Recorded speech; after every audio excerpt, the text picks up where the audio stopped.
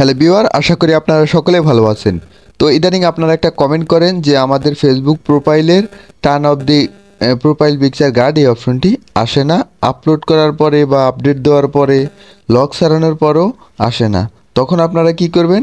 এই যে যখন আপনাদের এই প্রোফাইল পিকচার গার্ড অপশনটি অন থাকবে তখন এই অপশনটি থাকবে না, আর যখন প্রোফাইল পিকচার গার্ড অফ থাকবে তখন এটি থাকবে। তো আমার প্রোফাইল দেখতেছেন এটি অফ আছে, এজন্য এখানে চলে আসছে।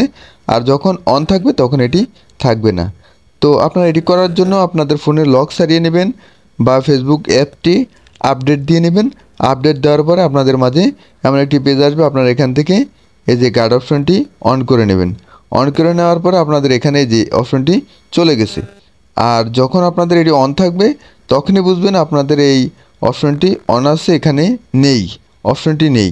আর যখন অফ থাকবে তখন এখানে চলে আসবে। তো আশা করি বুঝতে পারেন।